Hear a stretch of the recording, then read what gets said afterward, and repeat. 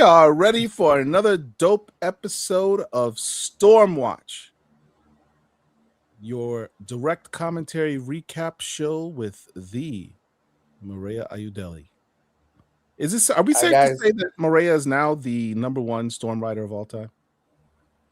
Let me not get ahead of myself. Chris Claremont is somewhere going, what? What happened to Antoine? Antoine got blipped out of existence. Let's bring him back.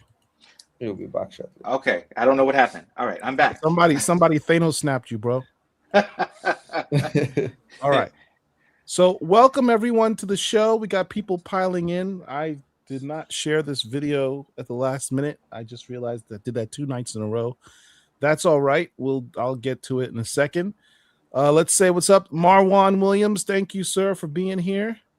We had an early person in here. One of our newest members, Dwayne Kendall, in the house. Thank you for joining us. Yes. William Bethea 8703. Thank you for joining the Black Comic Awards as a subscriber. We appreciate that, helping support the channel, supporting the work that we're doing. Really appreciate you. Kevin Pitts in the building. Always Kevin. Loyal. Junior Carter 9175. Stormwatch 30. Let's go, man. We're gonna do our thing tonight. Who else we have in here?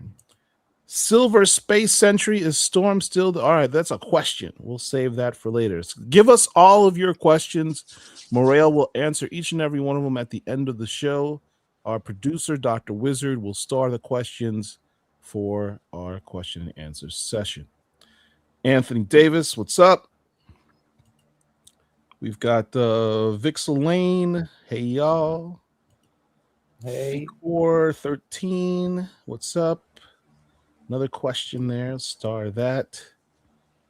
My brother Darius. What's up? President Street in the house.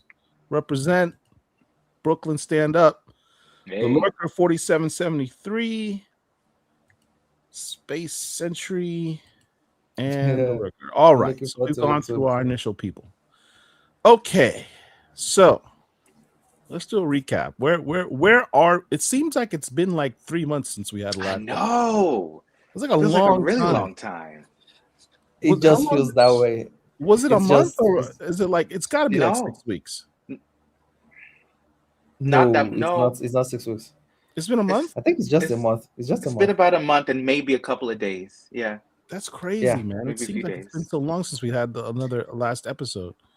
All right, let's bring up where we're at. Let's add this to the stage.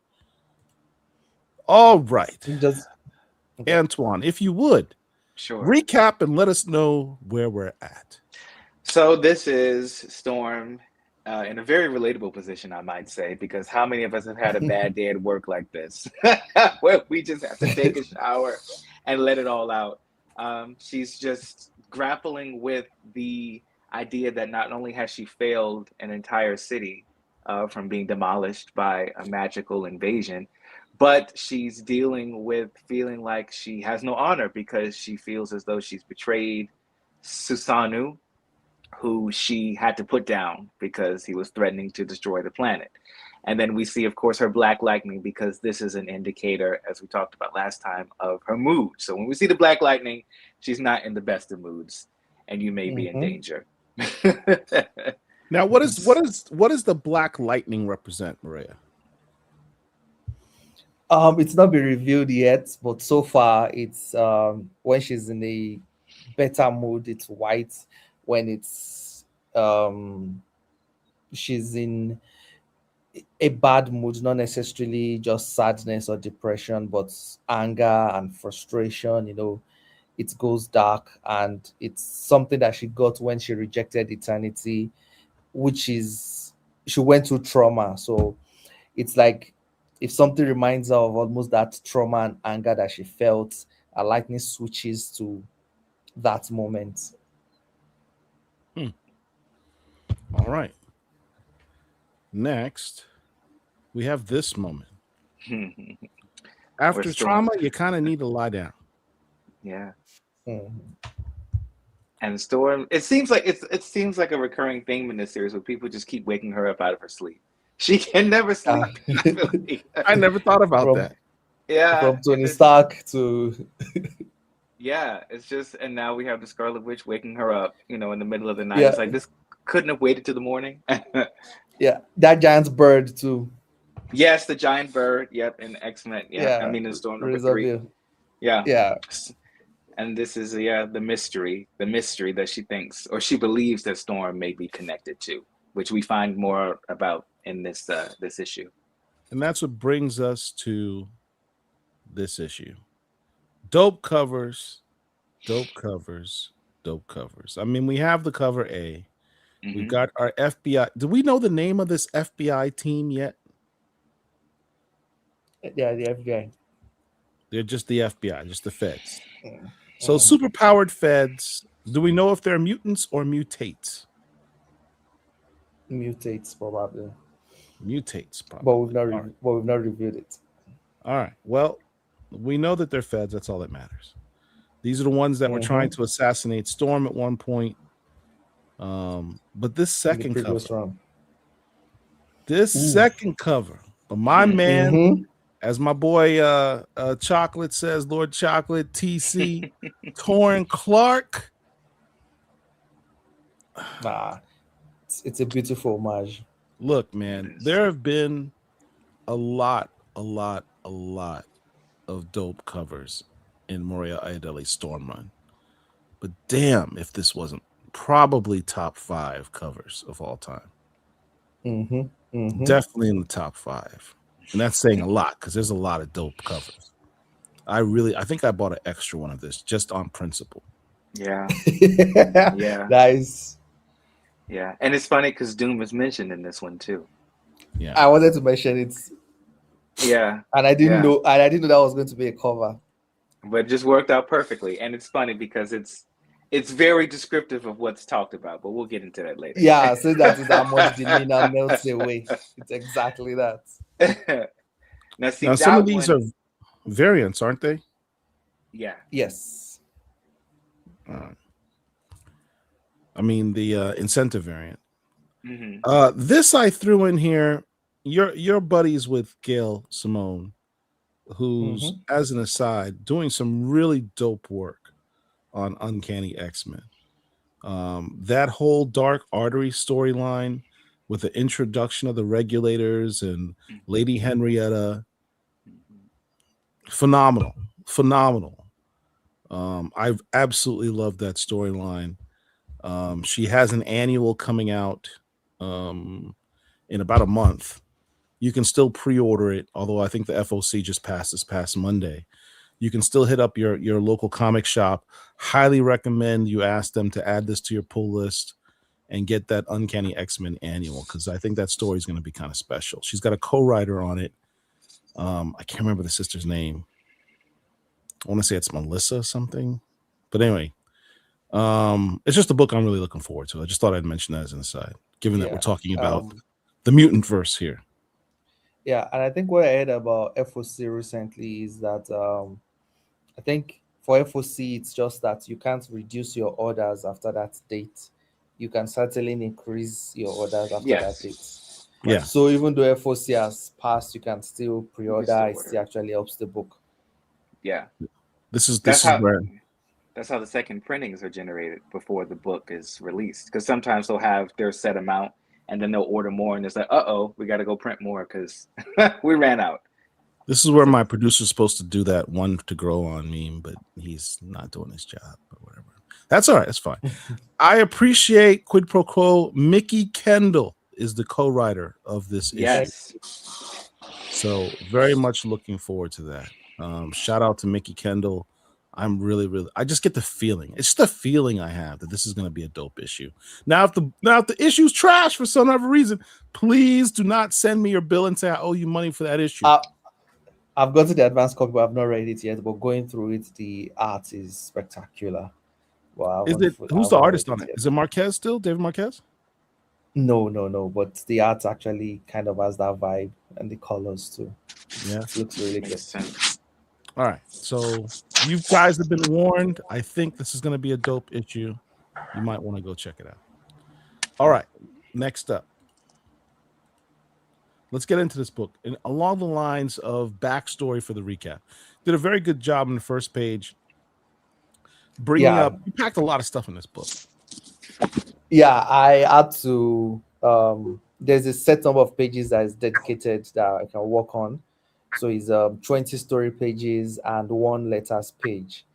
So and I really wanted to do this TV style recap page, previously on The Flash, So yeah, it's like previously on the Eternal Storm saga, So I really wanted that page because this story is going to get thick and broad and so many things, and I wanted to just remind the audience of some key things before we go into the story. We're also seeing that, which is understandable. A lot of people have busy lives and so many things, and they forget plot points. So when things happen, it feels like, why is this happening?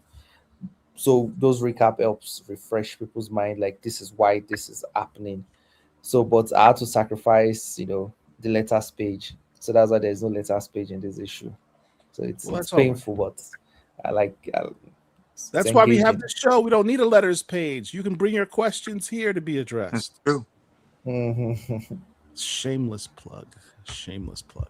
All right. So I love the fact that in the recap, you actually tell what issue people can go back and find these points. Mm-hmm. So this Yeah. is issue number 11. 11, Issue number when 11. Galactus was getting juiced. You know what? The last time when we had that episode, issue 11, and you used that same term, Galactus is getting juiced, and I had no idea what you're talking about until now. Yeah. Yeah, A purple goo was removed Purple from goo. Galactus. We don't know what happened to it until this episode. We'll talk about it in a second. onto this issue. Yeah. All right. In the first issue, Storm goes to France. I forget the name of the city. Barriata? Biarritz. Biarritz, France. That's being attacked by these. I keep wanting to call them the Foot Clan from Teenage Mutant Ninja Turtles, but they're more fearsome than that. They're Rocky wreaking Mountains, havoc. basically. Mhm. What do you have a name for them? Ebor Okuta or something. That was the name I gave them. Yeah, that word. I can't think of Mm. that. But they're being led by Akujun. We don't know who her loyalty is to, what her powers are per se. But we do find out that she is indeed immortal, and she has a someone that she is loyal to. Mhm. And then previously, at the end of your other Storm run,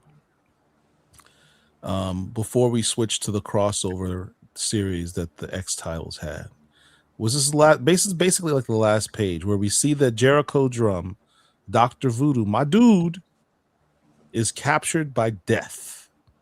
Mhm. And she is in, as I like to call her, Thick Death, but that's a whole other story.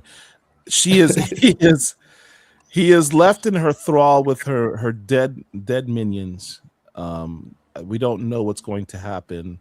She apparently is trying to recruit him to be a soldier in her army, maybe a captain in her army is what I'm guessing. And then finally, with all her trials and tribulations, and in fact her what do you call it, the trials of Storm, what was the term that you used? Labor. The labors of Storm, which led to her ascendancy of becoming Earth's mightiest mutant and Earth's protector. And at the end of the at the end of these labors will come a child. At the Just end of trying these to be labors comes a child with fangs. Yeah. Oh my goodness. It's a terrible dad joke, sorry. We'll talk about that in a few months. Anyway, so emotional turmoil evidenced by this black lightning. All right, let's jump into it. Matt, look, before I even say a word, before I say a word, brother, you were mad wordy in this book. You had a Sorry. lot of This no, that's not a criticism. Hmm. I'm from the old, I'm an old comic book head. So this reminded me of classic comics from the Bronze Age, which were made for people that were literate. You know, we don't get good exposition in comics anymore because people are like, this is too much reading. I just want to see whiz and bang and move on to my next Right. endeavor. But then when you do that, they say it's not enough words. You And then can't they make say it's that not enough words. happen. So you were mad wordy, but you know everything, you packed a lot into this. Mhm. And I noticed that you in this particular run have gone in the last several issues of stuff that you've done. Your panels are becoming smaller, Yeah. and you're packing more story in it, and you're Yeah. also getting more exposition and dialogue as well because you're trying to pack so much into the little tiny 20 pages they give you. The reality is you really just need a graphic novel to do what you do. That's how much space that you need to really cook. You need a full on graphic novel to tell the type of storytelling that you need to do, Yeah. and you would Sometimes I wish this series was coming out like bi-weekly. yeah, like how Spider-Man does in the summer every year. Mhm. They need to make this like a bi-weekly thing for you to really get stuff cranked out. But Mm. Marvel, we'll talk about that some other day. Manned Homeworld of the Mandos. So the Star Wars guy, and he's like, Mandalorians? Like, what are you talking about? The Mandos. What are the Mandos? Can you tell us? Or do you know? Do you um know? yeah, I think what's the name of the creator of Thanos? The Titans? Creator of Thanos. The writer. Oh, Jim Starlin? Yeah, I Was it think Jim Jim Starlin? Starlin created them. I'm not sure. Okay. So yeah, they're called the Mandos. Yeah, they just showed up in like a comic, I think, in Quasar, in an old Quasar comic. Yeah. It's just the old reference. I think they showed up in an old Quasar comic, the Mandos. So All right. yeah, so I decided to just the stories that they are the eighth planet to their sun, so it's very cold. So I just try to imagine what their world would look like based on what we've seen of them in those old classic comics. Yeah, thank you, Your Doctor. boy Dotan tells it's Jim Starlin and Mike Friedrich.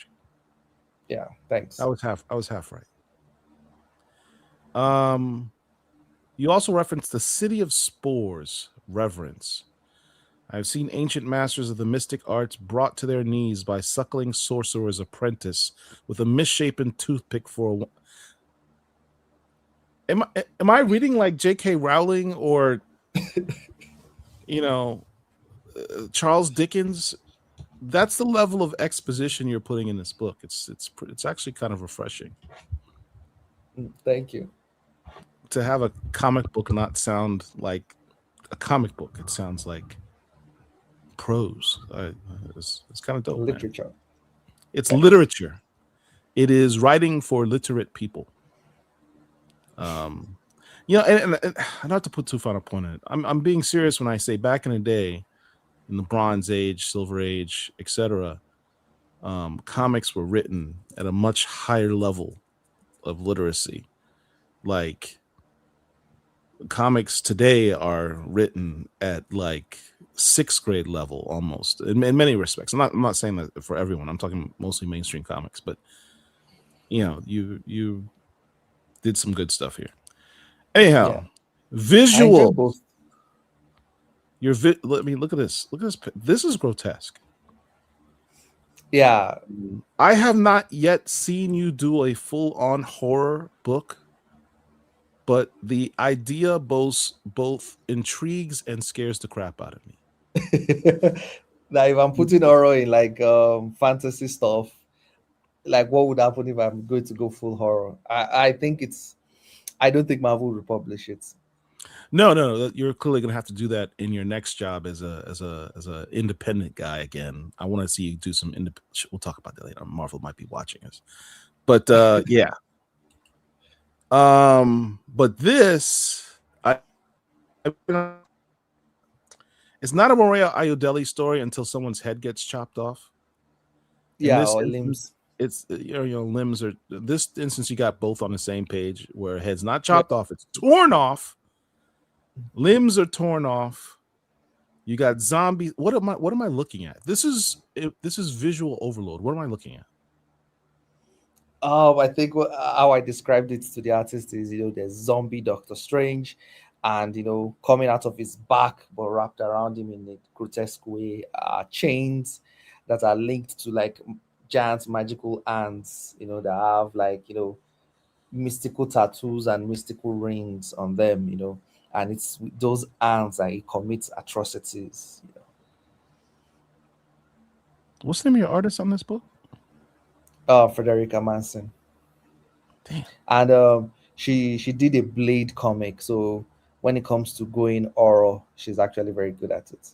Yeah, props to her, man. This is incredible visuals. Like it's funny how the universe has just been providing the necessary artists for the right story. Lucas Warneck, and Lucas Warneck was illustrating some of the emotional and the stories that needed huge designs, for the clothing and for the locations and everything.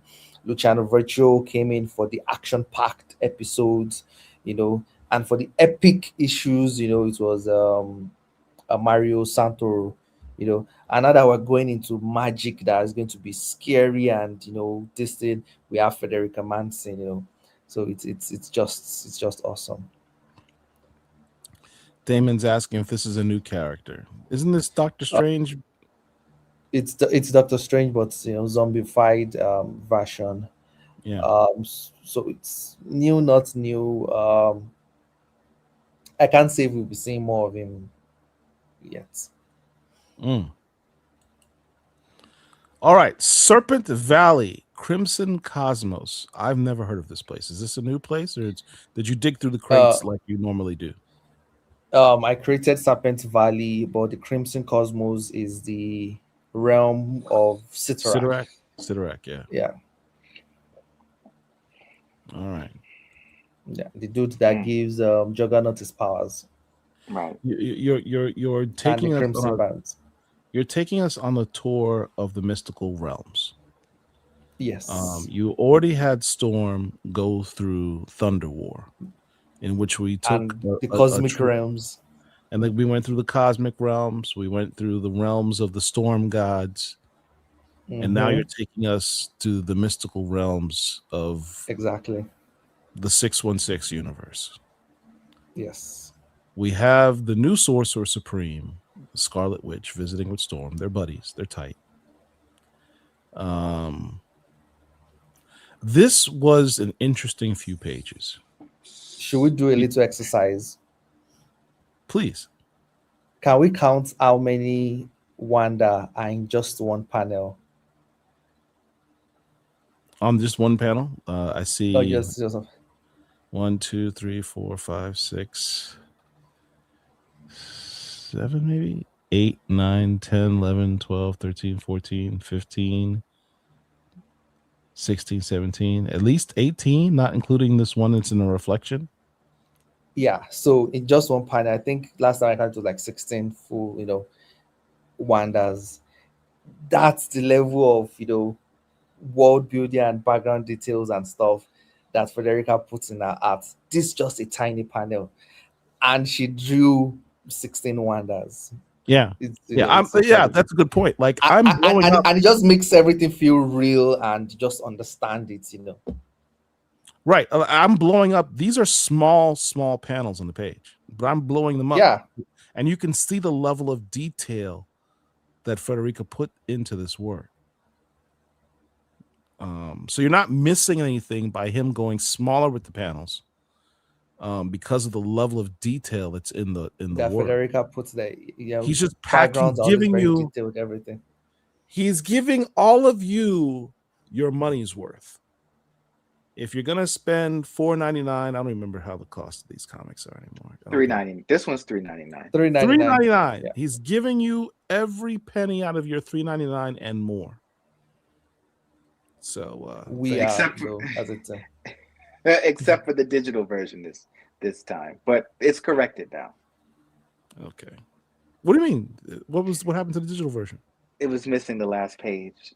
Oh! Wow, that would Yeah, have made me mad. but but it they've is updated it now. yeah. And we can talk about that when we get to the last page. All right. Because yeah. So here's the exposition from the Scarlet Witch. Everything about what we referring to the mystics, sorcerers, etc. Everything about what we do requires deceit to appear weak when we are strong, strong when we are weak, to appear close when we are far, and far when we are close. It's all a dance of lies. And the better we are at it, the deadlier we are. You've dipped your toes in magic now and again, Storm. I would love nothing more than to share this part of my life with you, but at this moment, you are not yet part of it in the way that you want. You, on the other hand, have a parasitic relationship with truth and order. Man, you were dropping some bars here. Yeah,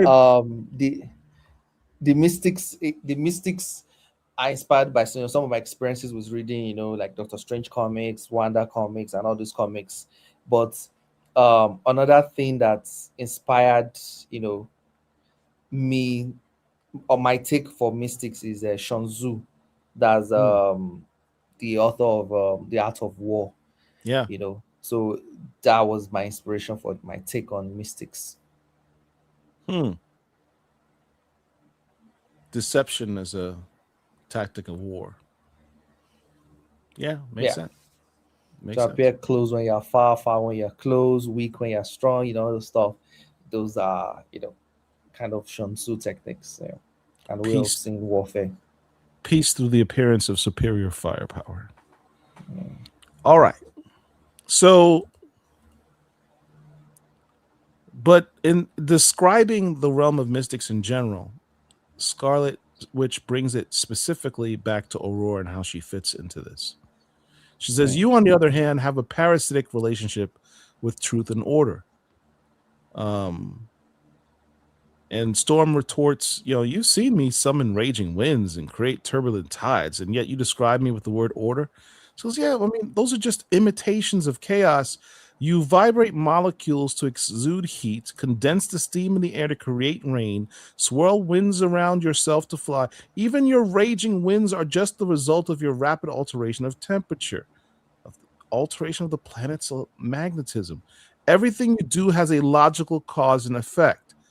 In essence, what the Scarlet Witch seems to be saying, I want to get your comment on this, is that Storm is an energy manipulator. That's something you established in your runs, that she's not just someone who can make it rain and do lightning bolts.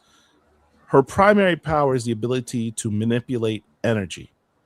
But energy is chaos, is what Scarlet Witch is saying. These are primordial forces of nature that do not run on order. It's run on chaos. And as an energy manipulator, for all intents and purposes, her power set is to bring order to that chaos, to direct it elsewhere. Is that what you're basically saying here?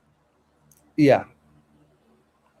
All right. That's interesting to have it described that way. I'd never really thought of it that way.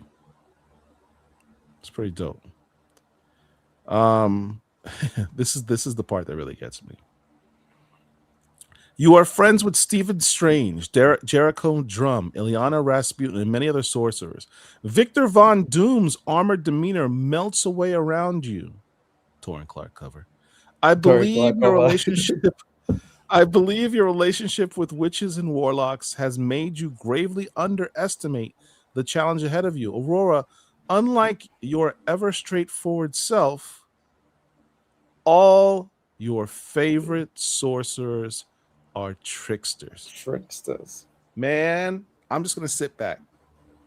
I need you to explain this, brother. Like, you know, it's kind of painful because um I made a mistake while writing this page, which is, I think this issue, I don't know if it was destined for mistakes and pages and stuff. Is you're supposed to write a 20-page script, Yeah. and for this issue, I wrote a 21-page script Yeah, more like by 25. error. Go ahead. Because I had like 2-page 11s or something. So that was what happened.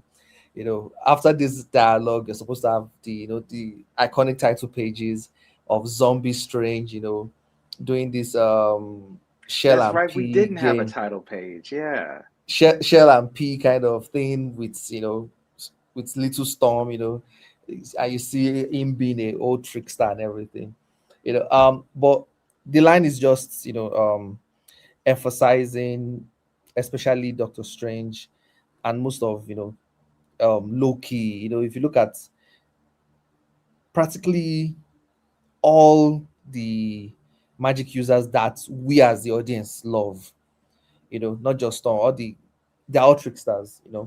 Doctor Strange is a trickster, Loki is a trickster, Scarlet Witch is a trickster. Look at all our favorites, magic users, they're all tricksters. So it's also me kind of like winking at the audience a little, like, it seems all of you don't like trustworthy people.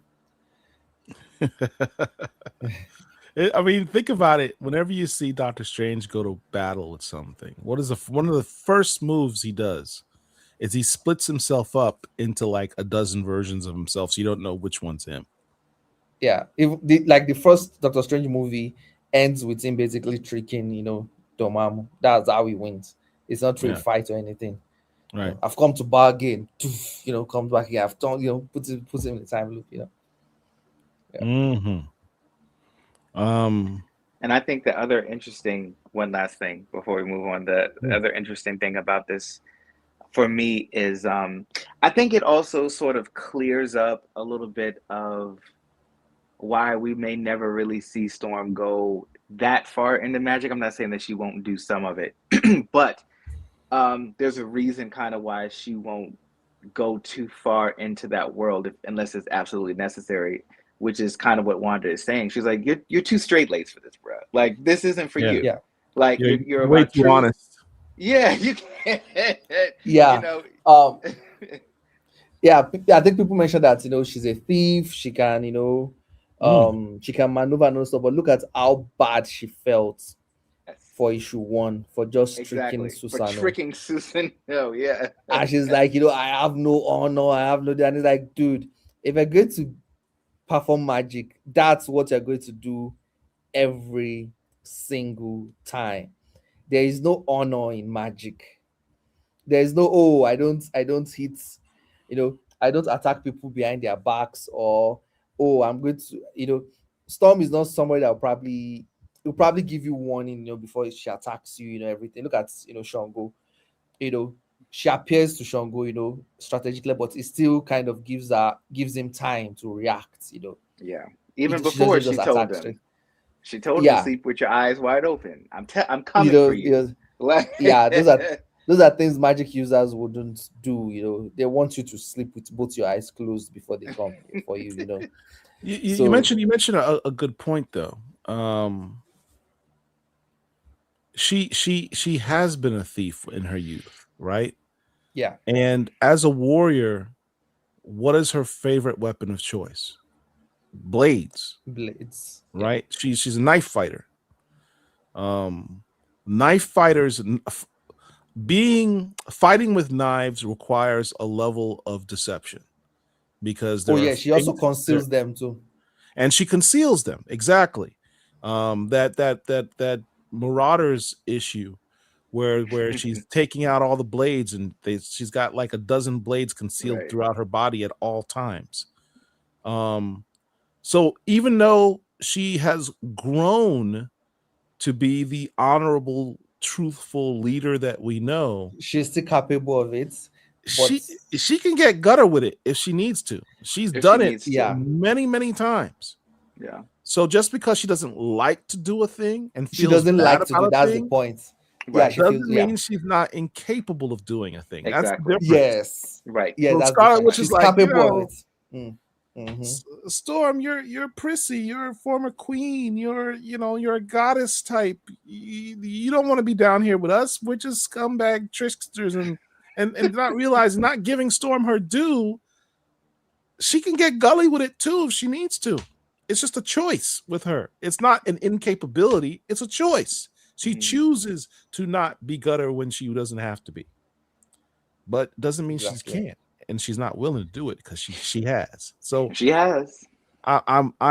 this intrigues me because this is like some severe foreshadowing of how gully are we gonna see Storm get in the mystical realm. Mm-hmm. Looking forward to it.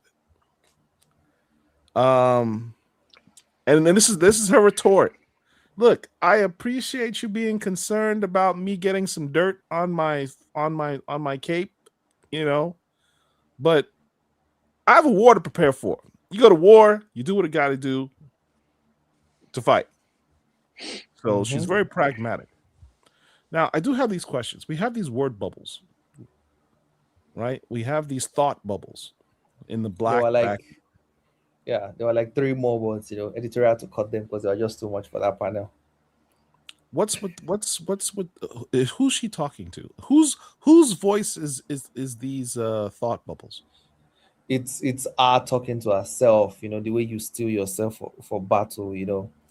And I wanted it to be more because I wanted to also show that in her mind she's also facing claustrophobia. That even her own words are choking herself. So that's why I wanted more on the panel, and seeing her think different thoughts of um what happened in the last run. That she assembled a team. That's what Storm would do rather than do things alone. She took Maggot and Manifold. Manifold to battle, but because this is a new domain, this is magic. She lost both of them. One to injury, one to death. And here is Wanda again, and if anything happens to her, she would have to be responsible for her death too. But she also understands that Wanda is strong and powerful and can hold her own, but she doesn't want to take that risk too. And she's like, I think I would. I've tried the team effort thing. You know, it just hurts more people, especially in the last issue where we had this superhero death siren that died. So it's like, I think here I'm going to try doing it on my own. If someone is going to die, it's better it's me than someone else. Hmm. Yeah. I think Antoine, you pointed out at one point in one of these shows that there was a lack of word bubbles in the series. Hmm. So Yeah. what caused this change, Maria, where we weren't really seeing thought bubbles from her before? Now, let me rephrase my question. We never really saw any thought bubbles from her until she got rid of the extra entity that was housing her, using her as a host for his power, eternity. Yeah. She went through much of your run with a duality of existence, of having this parasitic entity, eternity, riding her all this, for many issues. Since she has expelled him, now we have her talking to herself, like having full on conversations with herself. Is this a byproduct of her having that experience with eternity? Yeah. There is the story reason and the real world reason. Anytime I go into a story, I try to determine what are the tools that I would like to use. Um, For something like I Am Iron Man, I decided no narration at all, just dialogue. Iron Man is a character that talks a lot already, like Spider Man. It's like, yeah, I just wanted to see the story, want to talk all the technical jargons, everything, and let's just enjoy the visual spectacle and the intellectual exchanges between Tony Stark and all these characters. Um, for Akogun Brutalizer of Gods, I knew my character is the strong, silent type, and but I also knew that the story was going to take place, in different realms, different layers and stuff. Like, okay, I need an omniscient narrator to kind of make us understand, that, oh, we are leaving Earth, we are going into the gods, tell us things about Shango and Ogun that we didn't know and stuff like that. So went with omniscient narrator, and I brought that to Storm, because I knew that Storm was going to go through cosmic challenges. She was going to have issues with oblivion, eternity, and all these things. And I wanted us to, I wanted Storm to, I wanted us to be on the edge of our seat of what is Storm going through in her mind, what all these things. But I didn't want the audience to be lost as well, because Storm doesn't know eternity. Storm doesn't know oblivion. Storm doesn't know all these entities and things about them, their backstories and everything. So I needed somebody to walk the hands of the audience, and that was the omniscient narrator. So that was the balance. So but we're getting more and more feedback from readers that they would love to get some interiority into Storm, what she's going through. But I still couldn't do it, because if you just put it in the story, it breaks the story. It's a cosmic thriller, and just suddenly giving her, just suddenly knowing what's going on in her mind robs it of the thriller factor. Mm. You know, it's, if you've watched all those good thrillers, you're not sure what's going on in the, you're not sure what's going to happen next. You're not sure what's going on in the characters' minds. That's what adds to the suspense. That's what adds to the surprise. That's what adds to the shock. And everything. It's just, that's what thrillers are. And we get a lot of horror, we get a lot of action in comics, but we don't get a lot of thrillers. So just wanted to do that. So now that we're going into mystic stuff, and things we'll be exploring here are not completely things out of Storm's range. She's had experiences with her ancestors. She has Wanda, she has people that can walk her through this. It's not as extreme as like Oblivion, One Above All, and stuff. So it's like, okay, so now we can have that interiority. So, and it makes sense for this part of the story. So are ejecting eternity from our mind, now that eternity is not playing a bigger role in this story, find a way to just link it up, the real world to the story world. So in the story world, we can see our mind now. Our mind is a little clearer because she has rejected eternity, and but in the real world sense, it's to see how we can carry the readers along more. Just like this, Mm. why we have more text. Mm.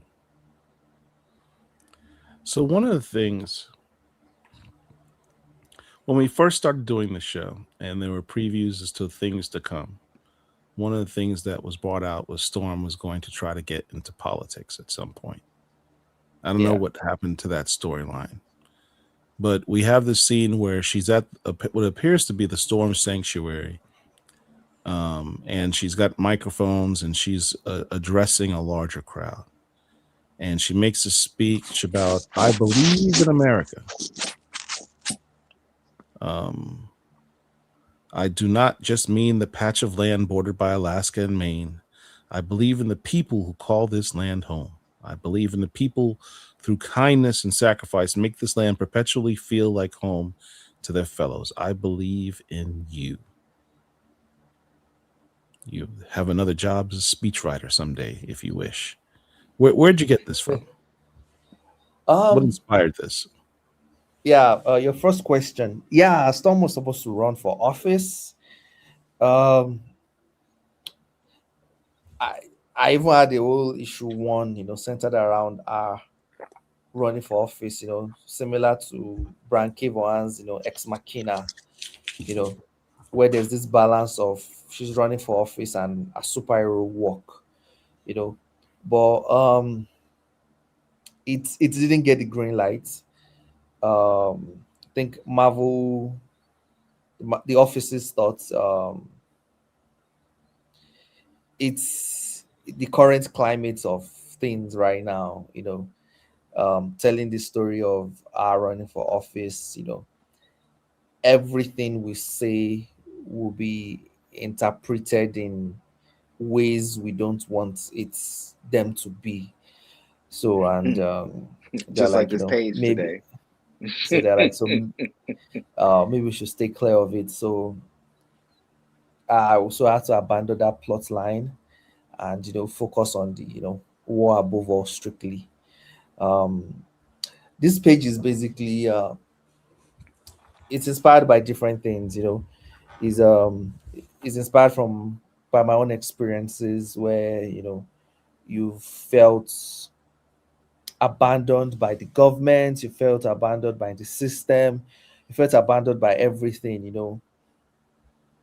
But if someone asks you, where are you from, you used to say, Nigeria, with pride even. And sometimes you have to recontextualize, where that pride is coming from.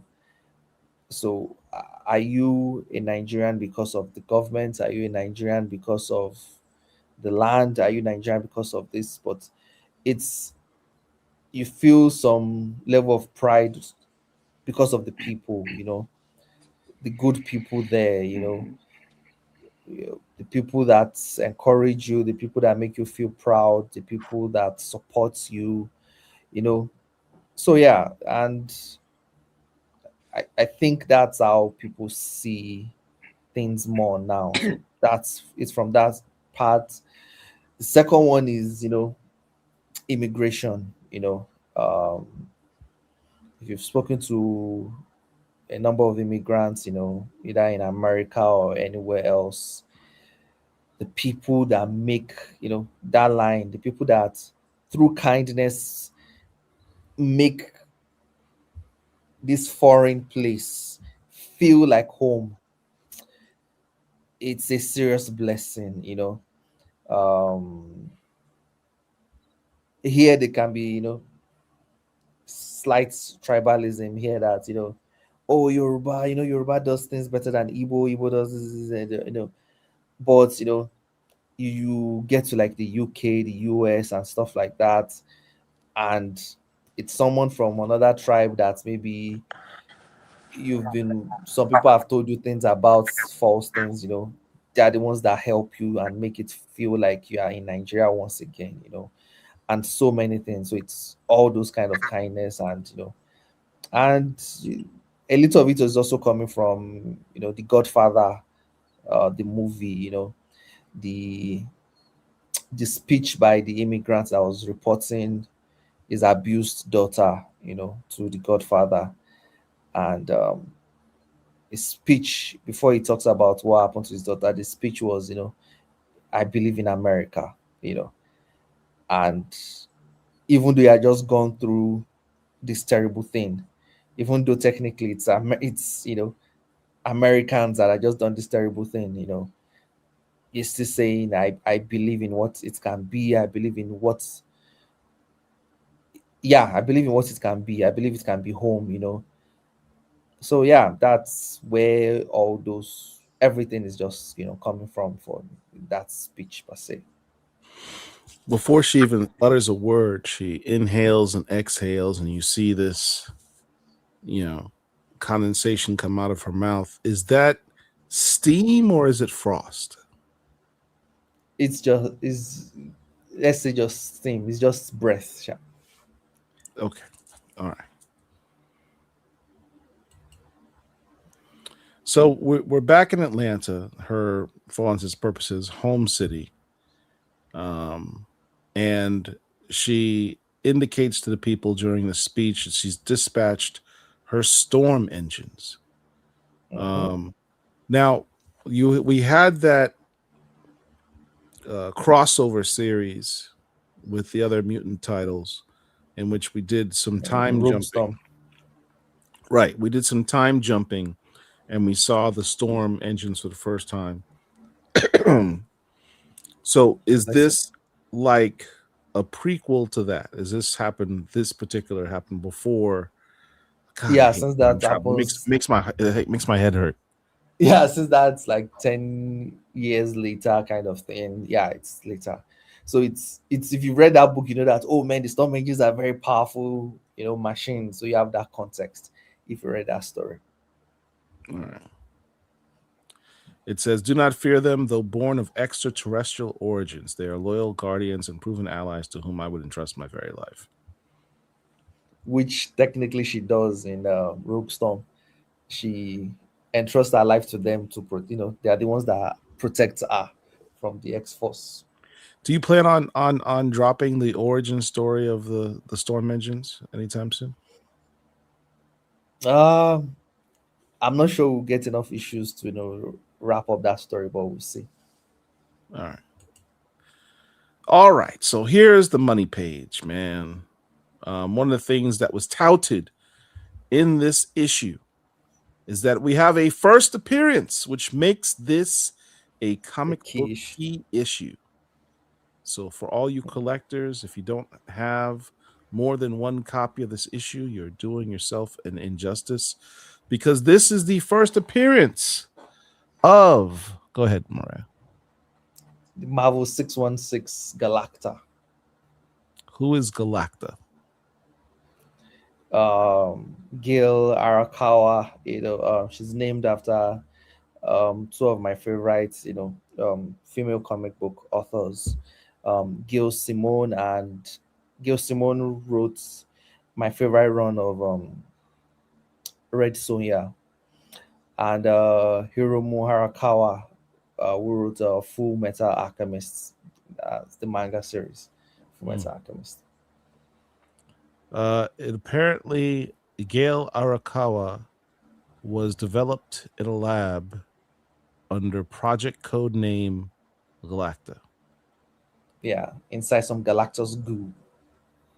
This is the now, was she made out of the goo, or was she a human being who was enhanced by the purple Imbued. goo?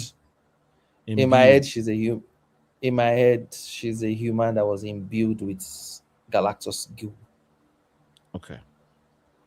And this is her outfit over here to the right with the weapons and Yeah, what have you. All right. Obviously, we see the headdress that's reminiscent of Galactus, some samurai stylings here, and a hammer. yeah, A yeah. hammer. That's the Japanese warhammer. Always attention to detail. All right. In the next issue, will we see Galacta in action? Issue 5. I think it might be issue 5, but we'll see a little cameo of her in next issue.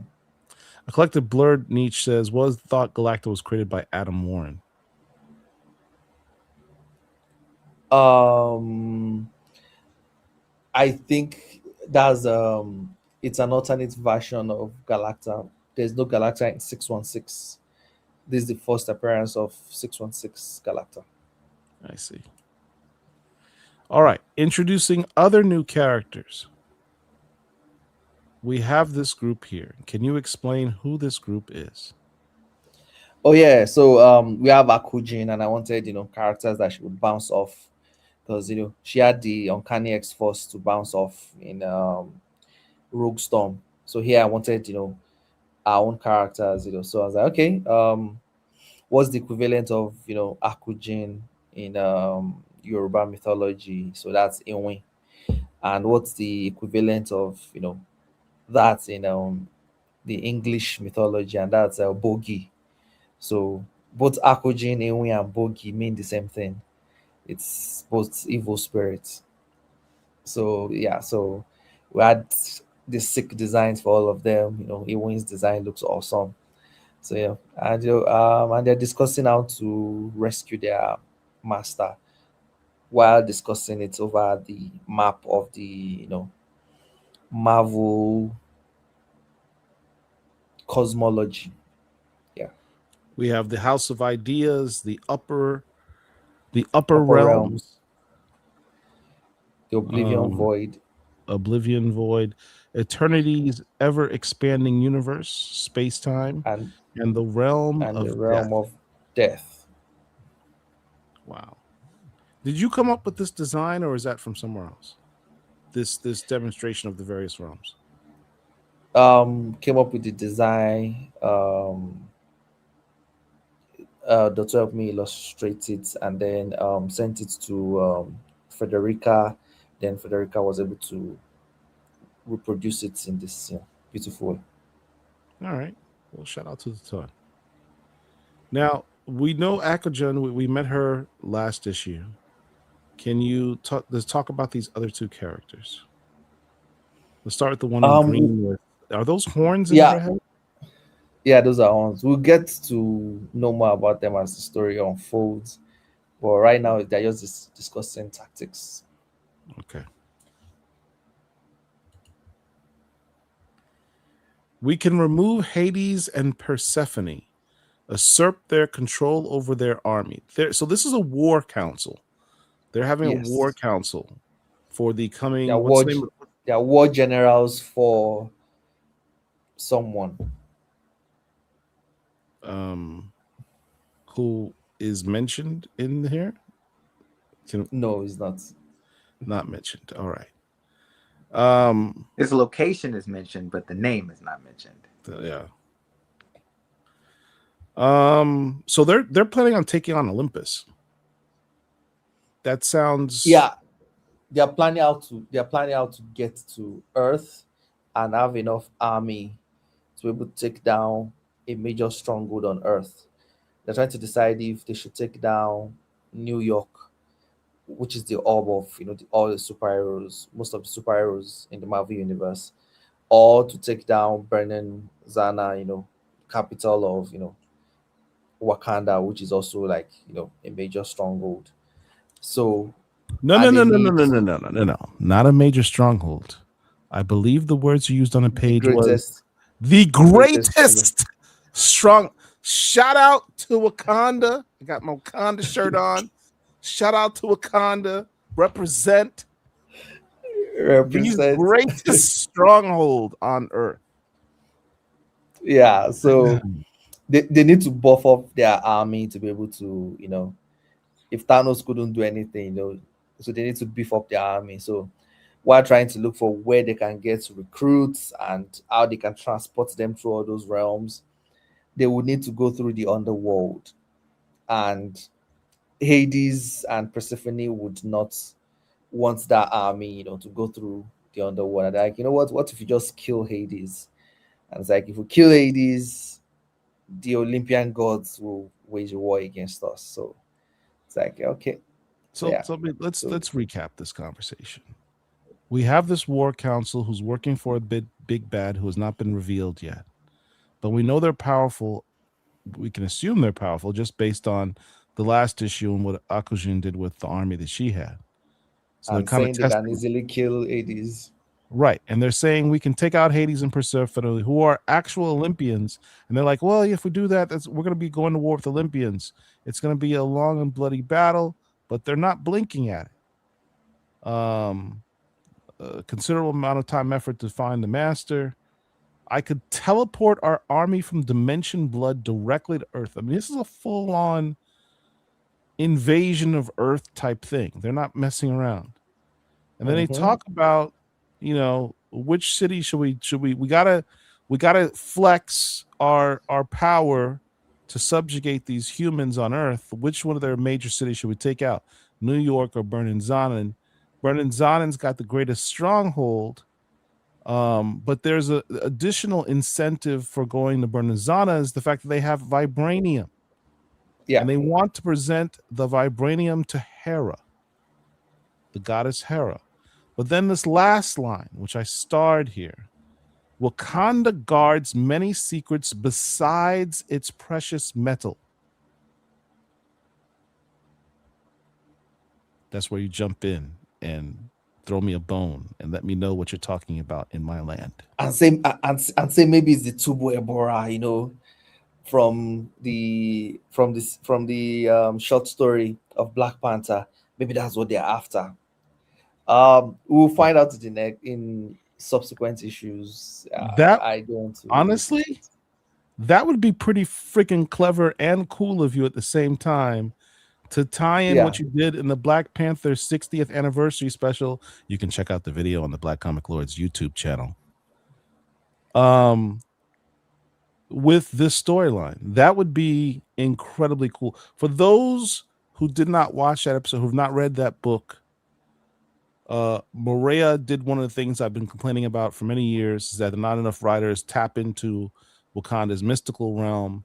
He did that in a way that was large. Well, he was himself. He did what he does when it comes to mystical stuff, and expanded that in Wakandan lore in a very cool fashion.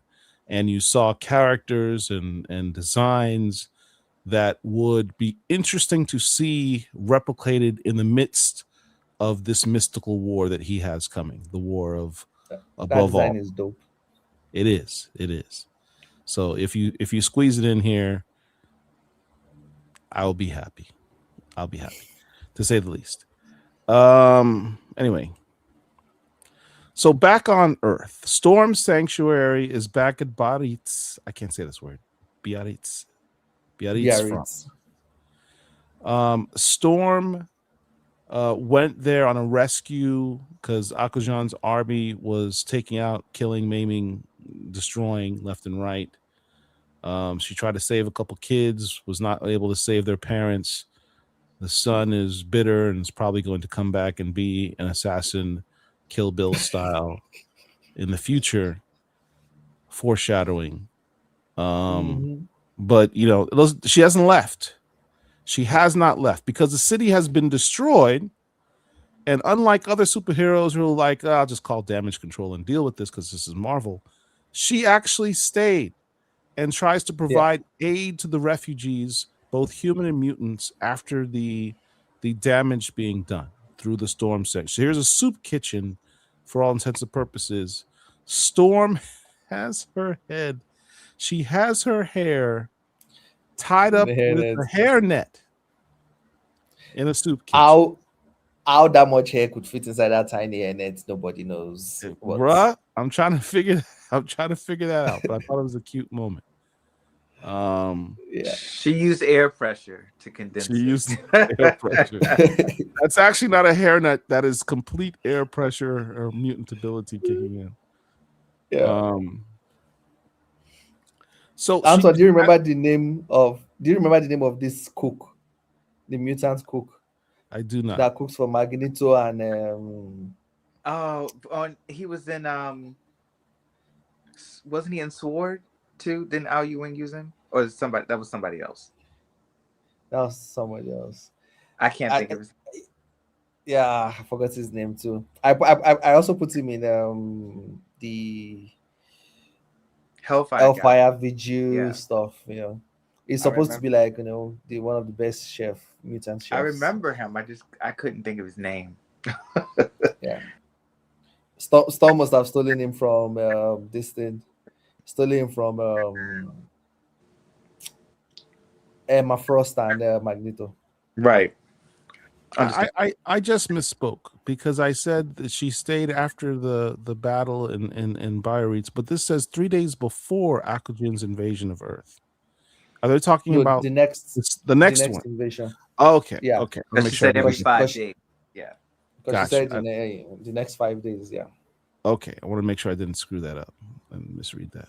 So Storm is she, as I said, she's in the soup kitchen. She's trying to help people. She's giving food out. And all of a sudden, you see in this last panel, she gets activated. Her eyes start glowing. Is that her sensing something? What's going on? She got angry. Someone, the character, I was about to point to the screen like you would see it. There's a character behind her in the first panel. That's Jaden. So Jaden whispers to her ear, telling her probably the current situation, and then she gets angry, like, oh, oh no, you didn't, that kind of thing. I see. So this is a human and a mutant fighting. These are refugees. They're fighting over scraps. And Storm says, "Kasufit." I can't say that. I can't speak Sa, French. yeah, ça suffit. Sasufi. Oh, of course, Antoine knows speaks French because he's Yeah. an international man of mystery. I don't know what that means. What does that mean? That's enough. It's done. It's finished. Okay. I thought it was just La Fine or Elfine. No, let me stop. I can't speak French. But she stops them from fighting. You're like Armor, Paul, and the other page. I don't know if that page is on here where she's like, "Don't make me speak French." Yeah. Let me put that in here. But we get back to what I was talking about with your exposition. This is a lot of word bubbles. Christopher Claremont is somewhere salivating as he reads your work. This reminds me of me. But it's all important stuff. I mean, this is character development we have here. And we get into this really interesting discussion. You mentioned before about immigrants. And, I'm from a family of immigrants as well. So this really spoke to me. It says, as a people, we have always endeavored to assimilate into human society, dining on their cuisines, sharing their language, living where they live, everything. We served and protected their people, yet it did not diminish their animosity toward us. They could not see past our mutant gene. We attempted to separate ourselves. Genosha, Limbo, Utopia, Krakoa. I mean, that's a good just rundown by itself of the mutants' history and trying to Of fit how in. many attempts they've tried, They have tried. I mean, people forget, and they're like, especially old-time mutant fans, X-Men readers, who are like, I hated Krakoa era. I hated the way the X-Men comics are done now. They should go back to the way they were. Well, they tried that because the way they were was we're all trying to make Charles Xavier's dream come alive. They did it a number of times. It always ended in misery every single time. Although I don't like talking about Limbo because they literally put Storm in Limbo and sidelined her character, which I never liked. All right, that's a whole other story. We had our own culture that felt like a long lost home, spoke our own euphonious. I don't even know what that word means. Euphonious language. I gotta look that up. Somebody look that up for me. This guy's got a library. We had our own. You said, wait, what about it? What does euphonious mean? So it's like it's pleasant or musical, harmonious. Musical. Yeah. That's Man, the best way. You just look that up. Stop. No, euphonious. Well, if you there's a story behind that, but go ahead. Yes. No, right. but no. But you just looked it up. No, I didn't. Okay. No. Okay, I thought you did. I'm just a moron, apparently. We were a people united, yet it did not diminish the fear and hatred of us. You HH comment, you good phones. I know this brother looked it up. Stop, Derek. Yet did not diminish our fear and hatred of us. They still could not see past our mutant gene. In both circumstances, too many, it seemed as though evil won, but I believe that the day that we turn our backs on those in need, no matter their race or creed, is the day evil truly rises victorious. And as she's going through all these flowery words, and you're hearing the music, and you're hearing God Bless America, and you're getting all this wellspring of positive energy, you have someone's head decapitated under the words evil truly rises victorious. It is not a Murewa Ayodele book unless someone loses a head. Yeah. You've had 2 heads lost so far. This is a bloody issue. In one issue.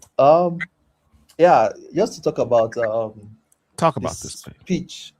Yeah, the speech, the discussion with Storm here. Which before Um, you go into it, I wanted to say it was cool. I know we couldn't put all the pages, but I really liked the page where it was showing her skin and the mosquito that oh Mm. yeah, that she trying to used buy her the lightning to kill the it. lightning to kill it. I just had to say that. Okay, go ahead. Bzz. Yeah, that is That was so. cool. So there are two philosophies when it comes to, allow me to generalize, when it comes to, when we're talking about black liberation. Mm. And it's Martin Luther King Jr. and Malcolm X. And Muhammad Ali falls into the Malcolm X camp. And Muhammad Ali gives a story which I kind of say in a different way here, of, you know, if there are 10,000 snakes, rattlesnakes, gunning at you right now, and 1,000 of them are good snakes, and they're like, what, we'll protect you, we do all those stuff, we do everything, do you leave your door open for 10,000, for the 10,000 snakes to come in, or do you just close the door on all the snakes, and it's it's a sentiment carried by a lot of people saying that, black people can't truly thrive in America because of the systematic racism. It's just there, and the best thing is for them to go back to Africa, where they can be with their own people, and there isn't that type of racism, where they can thrive. you know that's the first philosophy. And the second philosophy is, we can all unite, you know, no matter your skin color, no matter your creed, no matter anything. If you are the descendant of a former slave owner or a former slave, anything, you can all, you know, we can all work together, and be one nation, where we are not judged according to, color of our skin, but the strength of our character. That's the two philosophy here. And I'm not, in this story, we're not saying, one is better or one is anything, but it's just a little bit of nihilism here. It's, while writing that page, it to me feels like both philosophy, as that currently, I don't know about the future, currently still has a lot of pain and hurt. You know, people that have accepted, Martin Luther King's, philosophy, are still going through, systematic racism, in places like the US, like the UK, places where even, immigrants in other places abroad and all those things, But the people at home, looking at Malcolm X's, philosophy, people at home, even though they're not suffering from, that kind of racism, didn't weren't spared per se. They now suffered from colonialism and the effects of colonialism. You see the massacres that happened in Congo. You see the Mau Mau massacres. Even after some countries got, independence, you see some of the after effects of some of the things they've done. Like the Rwanda, civil war kind of thing, and so many, deaths and atrocities, in Africa, and that's the home base, where we are separated, and it just feels like either home or away, we weren't left untouched. You know, the people that avoided colonialism met racism. The people that avoided racism met colonialism. They never leave us alone, and it seems we can't control, and it seems we couldn't avoid any of those two things. But the only thing we can do is, our individual selves. How do we carry ourselves? How do we approach life? How do we, look forward? And that's the message, that I was just trying to pass across, with that little speech. It's well said, man. Yeah. So on this next page over to the right, the war above all, the near future, we see this entity going to various places in the world: Washington, D.C., Lima, Peru, Makoko, Nigeria, Greenland, basically saying, your world is done, your leaders have abandoned you. Um, you know, the end is nigh. Come join us. Um, can you describe what's going on here? Um, that scene was inspired by the Vietnam War. During the Propaganda. Vietnam War, yeah, there's this radio propaganda that was always playing consecutively that says GI, the government has abandoned you, you cannot dig foxhole to hide in GI, you know, Hey, Black and all those GI, things. why are you fighting against us? We're Yeah, not. The white man treats you like trash. You should be with us. Why are yeah. you fighting So the yeah, white man's war against us, other people of color?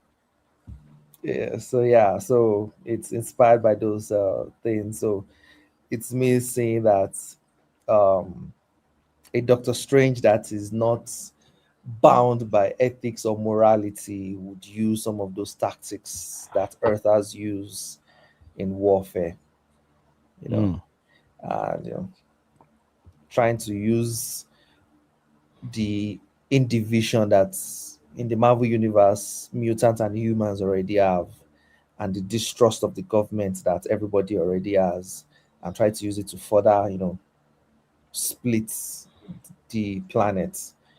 So everything this thing is saying, it's about, distrust in Storm, distrust in authority, distrust in government, and also distrust in, human mutant relation. This entity refers to your protector has left you, Earthers, has failed you. Which protector are they referring to? Storm? Storm, yeah, it reveals that in the last page. So in essence, Storm is being declared Earth's protector, Earth's mightiest Yeah. mutant hero, what have you. I see.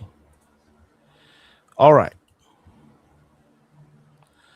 Aurora Monroe, the storm god and protector of Earth, has failed you, Earthers.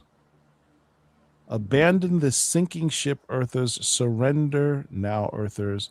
The only being who will stand in his way is Aurora Monroe, the Weather Witch, who has Who mastered has no mystical art. There always seems to be a subtext of Storm has this mystical ability, but she either refuses to really tap into it or just doesn't have the skill level to deal with it. Are we or building at to least a point where she's forced to make one of those choices? Yeah, we're already there. We've we're already pushed her to the level where she has to acknowledge, mysticism, and start, approaching it and starting to learn. But she's no master yet. Yeah. So yeah. She's still a yellow belt. Yeah. By the way, there's this last page. This panel is from a last page that for some reason, the digital version of the issue didn't have it on the day of release, but Marvel has updated it now. So if you got this book digitally, just delete and re-download, and you'd have the last page. Not everybody was able to see that last page, because I've seen a lot of YouTubers already make videos, and they didn't see the last page. Mm. That's why So you should buy the physical copy. But I'll digress. yeah, the physical copy has it. So. So you just finished sitting here talking about Aurora has failed you. She's the protector of the Earth. She's failed you. Storm took it personally and yells, "Dead man walking. There are fates worse than death. I will subject you to all 7 of them if you do not leave my homeworld now." What are the 7 fates worse than death? Yeah, it's just a cool thing to say. I have no idea. It is very cool to say. Now you've got me intrigued. There are exactly like that. Like I'm like I don't know, but I'm sure Storm knows them. Yeah. It's like if you can Google it, it comes up. I did look them up. I can't remember all of them right now. One of them was like fear, like being like endless pain. One of them was endless pain. One of them is like extreme isolation, stuff like that. So yeah, but I thought this. Well, number one, I love this page. I love how she looks here. It reminds me of Lucas Wernick actually. How she looks in right here. Yeah. It's very Lucas Wernick reminiscent. But if you notice, look what she's wearing, Paul. Yeah, I was about to say that, and I love the detail that it's still torn from her last battle. From my dad. The artist didn't miss that and say, "Oh, well, let me just put her in this design." He kept the fact that it's damaged armor from her last battle. Yes. I love that. Right. I think it's hilarious that she put that on because I'm like, why did you put on that tattered armor when it's just you have this other rogue storm power. Why do you even need the armor at this point? Well, that's true too.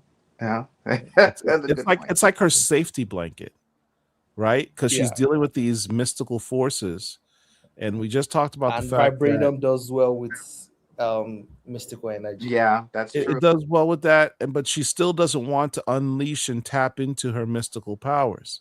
So she's using this as a safety blanket to fight mystical forces without tapping into powers that she refuses to, dip her full leg into. She's dipping her toe into it. She won't jump in. So I think that's what we're seeing here, which means in the next issue, I think this armor is going to have to come off because she's going to have to go full in. Well, this is the future, so we won't see it next. I don't think we'll see this next issue. Probably a little later in the future. Yeah, the story will continue from the mutants with the head blown off. All right. So what do we have next, Maria? I think, do we answer questions or do we go to the sneak peeks? Just real quick, the cover by Torrin Clark was an homage of this classic X-Men cover, X-Men 145, in which we first see Dr. Doom have his amorous feelings toward Storm made known. Yeah. It's also the first time we see her teleport on lightning, too. Yeah. Good. Deep cut, Antoine. Nice. Yeah. The dinner that was referenced in one of the early parts of Morea's run. Yeah. Where they talked about them having dinner. That dinner takes place in this issue as well. Rogue Storm is also from there. Yeah. One of 3. Yeah, this is a major, honestly, this is a Storm key. Oh yeah. Yeah, it's a Storm key. This is a Storm key. If you are a Storm fan, you should have. I think I've got a couple copies of this, but you should definitely have a copy of this in your collection. Yeah, if it wasn't key before, it's even a key now because of how much it's been referenced in this current run. Yeah. And you've canonized or recanonized the fact that is an ability that she's had, and she still has, and will have in the future. That she has the power to transform her body. Yeah. Which goes back to the thing I said at the beginning of the show. Is Murewa Ayodele indeed the greatest Storm writer of all time? We'll see. Look, before we move on, there's a lot of people watching us right now. Please, if you're liking the content, really would appreciate if you just take a second hit the like button. I think we're like 20 people away from being at 5,600 people. Just hit the like button. Subscribe to the channel. If you're not subscribed, there's no reason not to. You subscribe, doesn't cost you anything, and it lets you know when we do these shows in the future, and you'll be automatically notified. Just hit the little bell next to the subscribe button. And there's a new button on that YouTube has called the hype button. I don't know what it does. I probably should research it before I say that. But hit the hype button, because why not? We all want to get hype. All right. Next issue: to save Storm from the war above all, the mysterious entity abducts Aurora out of the multiverse completely. Storm must find her way back to Earth 616 by any means necessary. This image, is that from a cover or is that from interior work? That's the cover, but it's not the finished cover. We couldn't release the finished cover for some reasons. So basically, what the cover is basically, on top you see a cover of a book that's coming out that day. By the side, you see a little bit of the cover of a book coming out that day at the bottom. And this one is Storm's cover, and Storm is coming out of our cover. Who's this artist? It's still RB Silver. Okay, yeah, RB Silver. All right, it looks like his. Yeah, the finished. Yeah, you get. It looks even better. The finished stuff, but they couldn't release the finished one because it had other comic book covers on it. Damn. This one on the right. Antoine, you're my cover guy. Who's this? Do you know? Yeah, Ben Harvey. Ben Harvey? I was gonna say Jeff DeCall, but Ben Harvey would have been the second choice. Yeah, Ben Harvey. Yeah, that's dope. Yeah, I'm pulling that one and the Virgin variant. I had to have both. I mean, I think it's the first cover artist to acknowledge that the gem is gone. Yeah, I know. I know. Yeah, I didn't even notice that.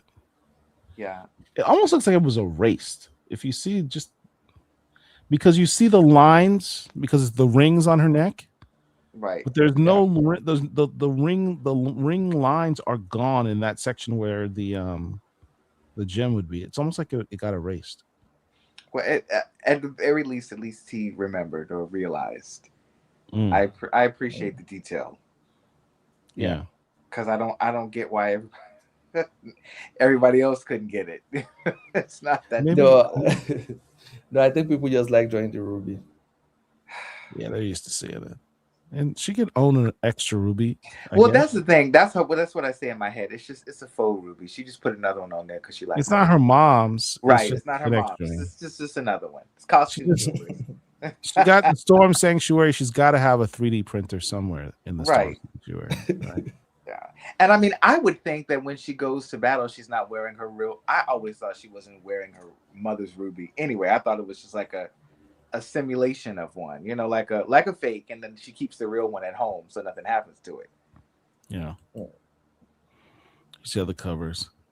Oh yeah, Kevin Wada, Betsy Cola is the Ultimate Farewell, then Kevin Wada is the one in the middle, the purple one. I love that one. Mm-hmm. Kind of reminds me of J Hero's style. Shout out to J Hero. Yeah, I thought the same. Yes. The rendering style, the color harmony, everything. Yeah. Correct. That's dope. All right. Oh, what do we have here? Oh, look. Let's go full screen. Let's go full screen. Where's my producer? There he is. Talk about this. Yeah, so this is a sneak peek. Wait. Is that Maggot? I thought he's dead. Maggot. So yeah, we'll see. We'll see what happens next issue. Shout out to Maggot. Is this a flashback or is my man back? We shall see. So that's for next issue. Storm and Maggot. Don't tease me, bro. I need Maggot to be back. I finally love got respect for a character I detested for many years. I love how Storm says it's the afterlife. I hadn't thought of that. He's got a good eye. I love how Storm draws Federica's hair. I love how Federica draws Storm's hair because Mhm. Storm is like half hair and half human. Her hair is fully grown back, apparently. Her Turns hair out. is the height of Yeah, yeah, Wow. Yeah, six this feet might of be. hair. Damn it, this might be the afterlife. Look at the way her hair is floating up in the air like that. Mm. Yeah. Does that mean Storm is dead? Nah, I mean she could visit the afterlife. It's just a realm, right? It's Marvel.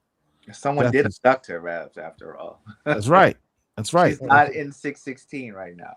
Yeah. She's in another realm right now. Somewhere. Yeah. I mean, she's gone all the way to resurrect Magneto. She went to the afterlife. It's like taking a bus with her. All right, what do we have here? We have the dead Who's the X-Men. dead X-Men? Yeah. Death had incorporated many dead, heroes from wherever. A lot of them died during Krakoa era. Yeah. Yeah. Because Ooh, I had not thought of that. Yeah. What Yeah. happened to all the dead bodies from the Krakoa era? Death actually claimed them. They mentioned it. It was interesting. I don't remember what book it was. It wasn't even an X book, but it was mentioned somewhere briefly that like there would be consequences for the mutants dying and being resurrected so much with Mister's death. It was briefly mentioned, and I thought they were going to maybe do something with it, but they didn't. yeah, it's a Thanos book also. Yes, yeah. But now we are. So written by I think So Christopher here we are. Cantwell also. Does this mean, given that we're seeing the Soldiers of Death here, that we will have another appearance by Jericho Drum in the next issue? Yeah, Jericho. It's not his secrets. It's in the solicitation. Jericho Drum's coming the next issue. There we go. oh yeah, it's a lot of stuff going on in the next issue. These are the fan arts. Fan art. That's nice. Kenya, yeah. I forgot to submit my fan art that I found that I wanted to have on here. I don't know if Derek loaded it or not. We'll see. Sorry.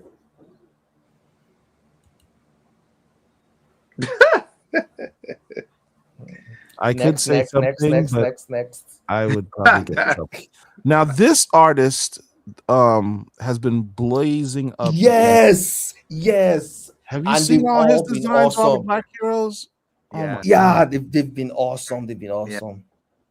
As in, and not just superheroes. He's doing like Afro Samurai, everything. It's Yeah, so cool. I mean, his art is incredible. Really cool Like, stuff. I legitimately would buy some of this dude's art. Yeah, it would look. This And would look those really good angles. on a wall, framed. Yeah, Yeah. for That's sure. incredible. I buy his whole gallery, man. It's. I've been checking to see if is he selling. I haven't seen him selling anything. Is though. that his name, Shutterbug? Yeah. Yeah. Shout out to Shutterbug, man. You got mad style, son. Definitely. Mike's stuff is always so cute. Wow, that's cool. And it was able to do, or they were able to do this thing, Mohawk with Cloud Air. I don't think anybody has been able to do the combo. It's always Cloud Air or Mohawk, but no Mohawk, Cloud Air. The Mohawk cloud hair. That's the first time I've seen someone do that. Another thick storm. Why is much of the fan art storms like mad thick? That seems to be a preference in the community. Well, I think some of it may be coming from Marvel Tokon too, because she's portrayed as being a lot thicker thighs and everything. So that could be part of it. But I mean, it would stand to reason. She's 5'11" and like 145 pounds, so she should, she should have something. She should have some weight. And that's muscle. Yeah. Yeah, and Storm's proportions have changed also in this ongoing series. Or in the current series. Oh yeah. Mm-hmm. Yeah. Because we see her working out a lot too. Yeah. This was dope. Oh, Marvel Rivals, yeah. Mm-hmm. This looks like an outfit Emma Frost designed for her. I see what you mean. What do we have here? Oh, I saw that one. That one was cool. I remember that one. Yeah, very expressionistic. Almost like she's a war goddess. Mm-hmm. We're down to the hammer. That's cool. Mm-hmm. Feels like it would be one of her ancestors too. Yeah. Yeah. Now I think maybe I wasn't cool enough by thinking of a sword staff. Maybe I should have thought of Warhammer. I think both were appropriate, but I like the sword staff. This is Yeah. another Marvel Rivals influenced outfit. Mm-hmm. Yeah. It's Mhm. so good. It's so good. This one, I love this design. I do Yeah, too. so- Yeah, this is cool. yeah, I dig that. This can be an X-Men, especially as a leader kind of Right. costume. Yeah. Hmm. I came across. I remember seeing this one. Yep. Storm, the most badass of all X-Men Black, happy Black History Month. You ain't fooling nobody, man. Come on. Oh Yeah, wow, this the feels like emotions. this was like yeah, this is like very classic, Yeah. you know, I love painting kind of the thing. the detail to her eyes, the color.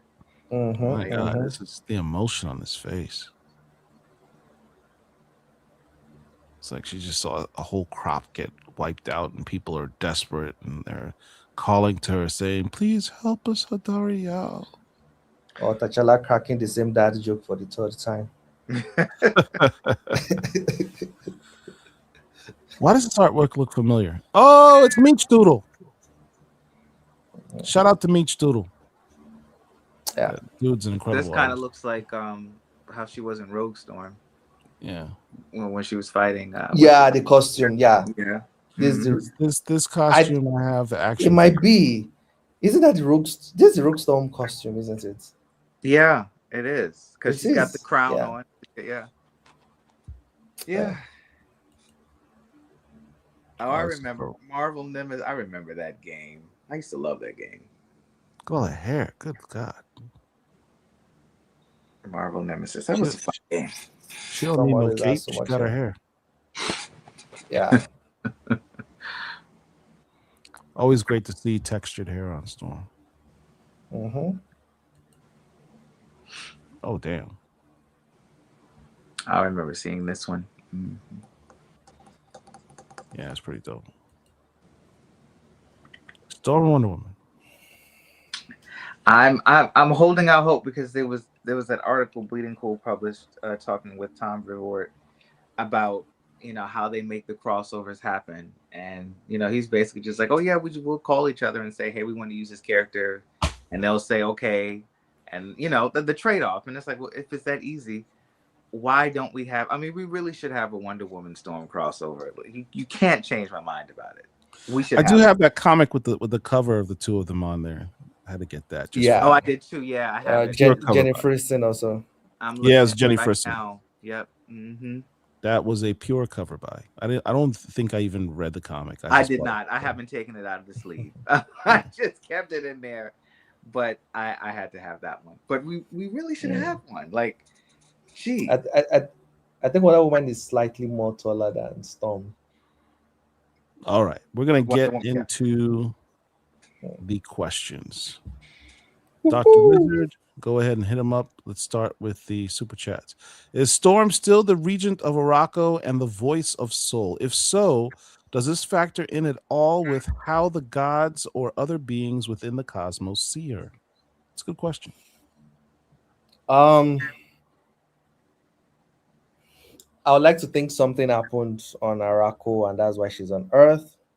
And we will visit Araco in issue 5. All right. Spoiler That's alert. all I can say. Yeah. Loving the bond Storm has with Wanda, are any other of her Avengers teammates going to appear in the series? Will Wiccan be referenced since Storm and Wanda are going to play a part in this series? I think it's only Dr. Voodoo and different cast of zombie guys. I don't think any other person will be showing up. We had a lot of guest stars in the last run, so we're trying to kind of like reduce it for this run. Mm. No, if there are, I've forgotten, but none yet. If Jericho Drum has been captured by Mrs. Jeth, where has Daniel gone? We'll see Daniel in issue 5. Okay. All right. Maria, have you ever talked with or met up with Chris Claremont? Good question. Nope. Still in small town in Nigeria. Yeah, don't you Marvel writers have like your own little intranet where you can talk to each other or something? I don't think there's one that Chris Claremont and I are both in. Right. But I do have an interview where someone will be talking with me and GMD Mateus. Yeah. So that's cool. All right. So Chris Claremont, if you're watching, which you're not, say hi to Maria. Y'all should exchange notes. Talk to the brother to give him, your insight. Tips. Yeah, I don't think you need tips, honestly. I think you're fine. One of the sisters, Bogey, I think, mentioned offering the Olympians one of the secrets of Wakanda. Was this in reference to the short you wrote for the Black Panther? Ooh, this person picked up on that. Yeah. We shall see. Oh, man, Maria. If you do that, I'm going to give you so much props, dude. Whose That was idea so cool. was it to put the little golden storm crown on Storm's chef coat? That was me. I love anytime Luciano Virtue did it when he came in. We're always so obsessed with the lightning thing. I love the crown, so the crown was always on their costume. But when it comes to branding, I was always thinking lightning. I think Lucas was always thinking lightning, but Luciano brought that what you can use the crown too for branding stuff. See if I So can since then, see I've this tried we're talking putting it about. there. And Yeah, that the chefs and that differentiates her from people like Thor, because when you see the Oh. crown, and Captain Marvel. yeah, yeah, it makes sense. That's how they use it on Marvel Rivals. Her crown, her diadem is her insignia for that. All right. With all this magic and mysticism, can I request the appearances of Calypso and Madame Slay? Madame Slay, that's a deep cut. You can request it. You can request anything you like. All right. But we have to wait and see. How long until we get the lore of how Storm got the vibranium armor? Now that's a good question. You've been saying you're gonna tell us about that for a while, man. Yeah, there are so many Dangling threads. Yeah. If you leave this many dangling threads as Chris Claremont, then you will indeed be the greatest Storm Rider of all time. Okay. It doesn't seem like I would get the number of issues that I want. So there's some plot points I might not be able to completely touch.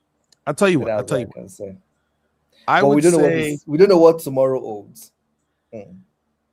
let's table this for now, and if we get to that point, you'll have an opportunity to tell all the stories and insights of the things that you had planned that you may not have been able to get done. If you so choose. If you so choose. All right. A collective birdie niche. Who's your favorite indie villains? I'd love for indie to buy a dead universe and reimagine everyone as villains to add more foes. What? That's not a question for Maria. All right. 1618 Storm. Ayodele found his soulmate in Frederica.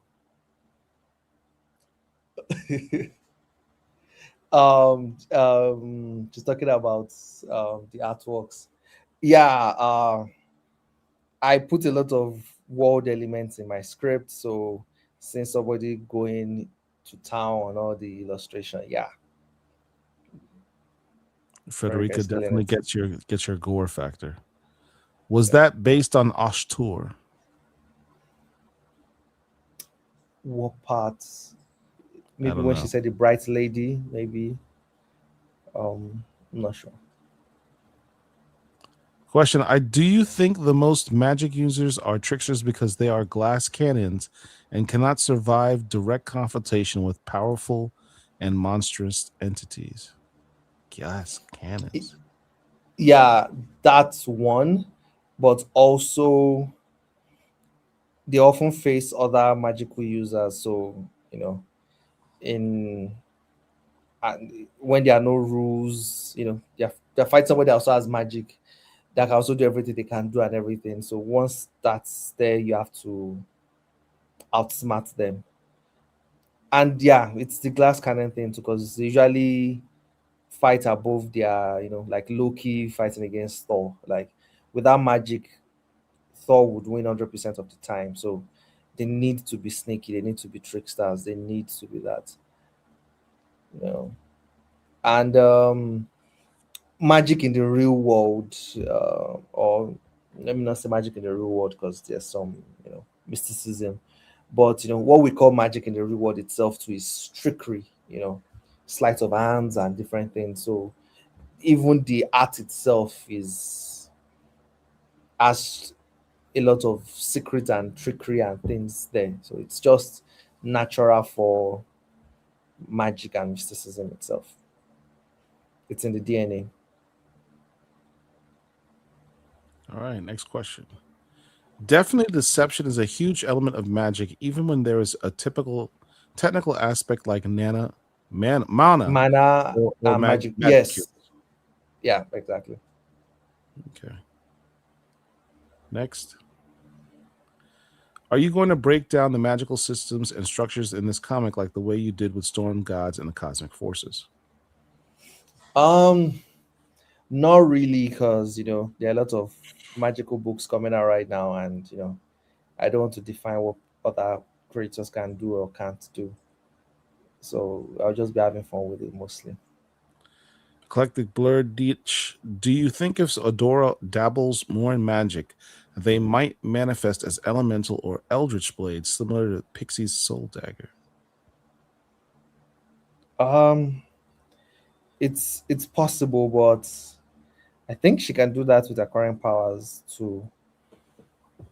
Yeah, she's made some lightning swords already, and lightning spears. Yeah. So that's just another day in the office. Talking about tricksters, y'all see how I was talking about Slay and Calypso?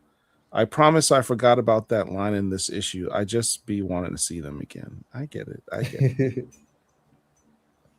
I didn't say you were wrong in wanting that. I just don't know if it's going to Mm-hmm. happen. What else we got?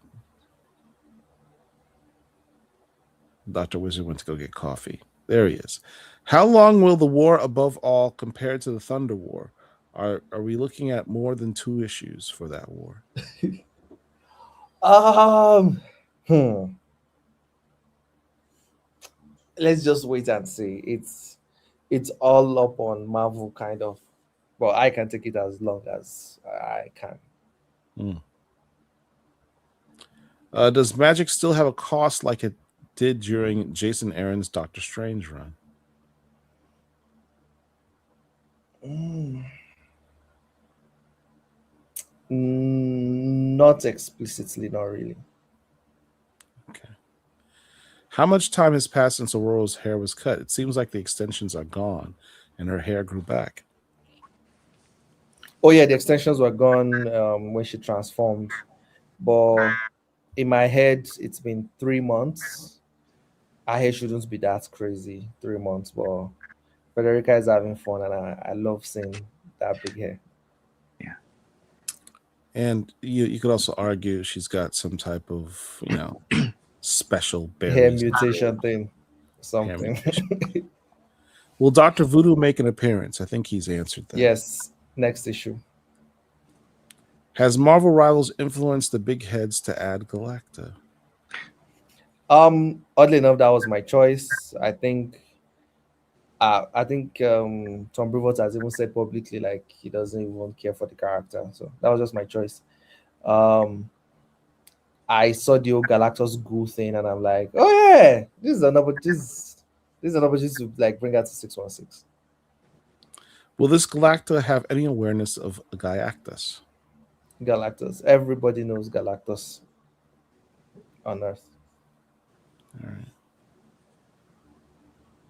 Dr. Wizard. But if it's cosmic awareness, yeah, Is probably. the hairnet made of unstable molecules that stretch?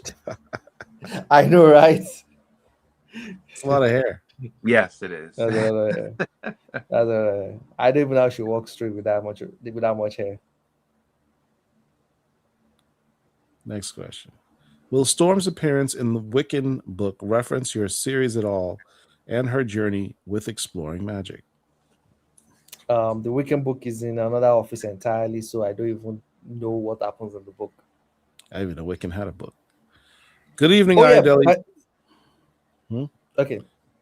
Can we say that Aurora is about to become a point of convergence between magic chaos and science order? Yeah, before I answer this question, yeah. By the way, I think we got the first proper appearance of the Storm Sanctuary outside the Storm Solo with the latest issue of Avengers by Jed McKay and Farid. So yeah, Farid's illustration of the Storm Sanctuary is gorgeous. I loved it. They even got the pumpkins right and everything. So it's very, very nice. So yeah, Storm has always played, in the middle of, mutation and magic, which is science and magic. She has always played that, and I think she will continue to play in that space and role, depending on how far the creator wants to take, a creative team wants to take it. Next question. Will the Avengers show up again to help Aurora in this war? Yeah, maybe dead ones. Yeah, I don't think they really need to. Or join the alliance of Kushite Dynasty. One thought Storm was East African. That's not even all right. I don't get that. I think there were two questions that were separated. Well, sorry, can you send the question as a whole again so I can try to understand it? Sorry. Silver Space Century says, is Storm going to use the vibranium armor to augment her magic powers? We shall see. I'm trying to remember, have we ever had Juliet and NECA do a cover for Storm since Maria's been on the book? No. Next. Does that sneak peek relate to the War Council's plot to attack in Persephone? It looks like the Elysian Fields, which is where the noble dead go. Oh my god. Yeah, it is the Elysian Fields. That's what I can say. Yeah. Get Maria to write the Storm Wonder Woman crossover with Dubia in the mix, no doubt. That would be Man, something. That would be something. that would be too brutal. They won't want to do that because I'll make every other creator on the book look bad. Sorry, it'll be too good. Maria just popped out his chain and said, "I'm the big dog in this house now, Marvel." Yeah, because dude, I love Wonder Woman so much. I have like Wonder Woman stories in my head. So if it's Wonder Woman and Storm crossover, oh my god, it's going to be nah, they wouldn't try it. Will we find out what happened to the kid Bishop was protecting in the last run before Eden and Maggot were viciously attacked?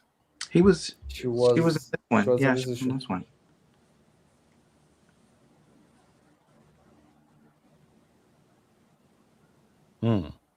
Will we see? I can't even read that. Will we see Storm's orphan sibling living at the sanctuary? I would like to see how they grown skills. Who are the orphan siblings? Oh, from the last issue. Oh, from the last issue. Damn, yes. I plan to reveal them much later. Well, so we'll see. Yeah, Because they are still in Biarritz, France. The older brother is going to be a whole problem, as we can see. I suspect. Mm-hmm. The Larry Wilmore? Am I thinking of the same Larry Wilmore? Anyway, we'll see. Can we petition for Storm Sanctuary to be a major part to Storm's ongoing lore? I mean, we don't need a petition. It's already done. It's canon. Everything Murewa does in this series is canon. It is Yeah, so, canon. Emphasize that. but I understand what they mean. Like, if a new creative team comes up, do they just say, "Oh yeah, Storm Sanctuary has blown up"? Storm is in Kenya now. That's I true. get. Yeah, it might be a fun story. Somebody might need to tell a big story that needs some sanctuary gone. But this is what I know about the comic book landscape.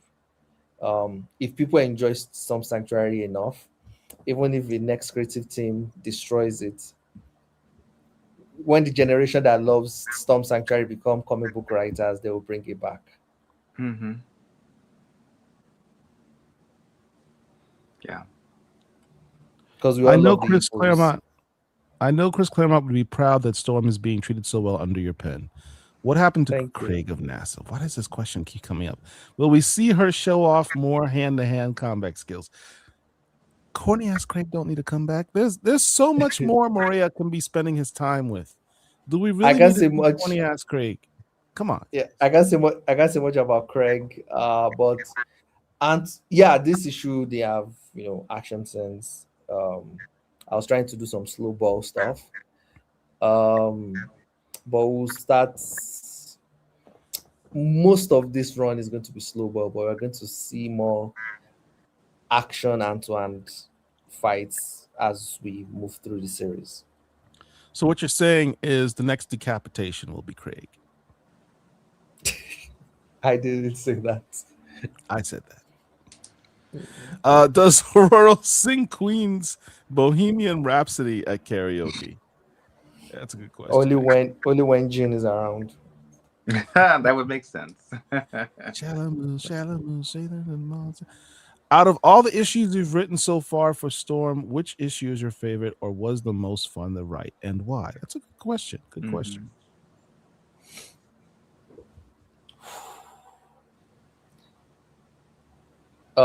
This current one, it's issue 5, and it's for something silly because we have an hairdressing scene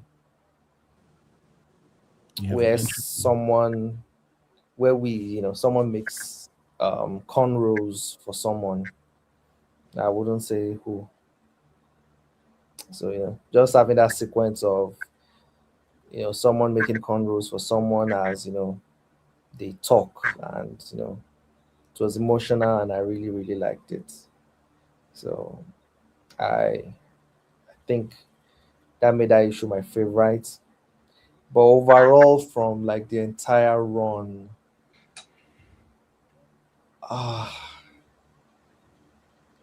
for a very very different reason, and now I'm going to sound like a very shallow person, I think it might be Storm 12, just because of the sick Storm versus Haddad fight scenes. Being able to write it and seeing, sometimes you write fight scenes and you see it in your head, but it's so crazy in your head that it's not being able, it's impossible for anybody to be able to capture it. But Mario Santoro captured it. It was just sick and crazy. There are lots of iconic panels there that still goes around till now.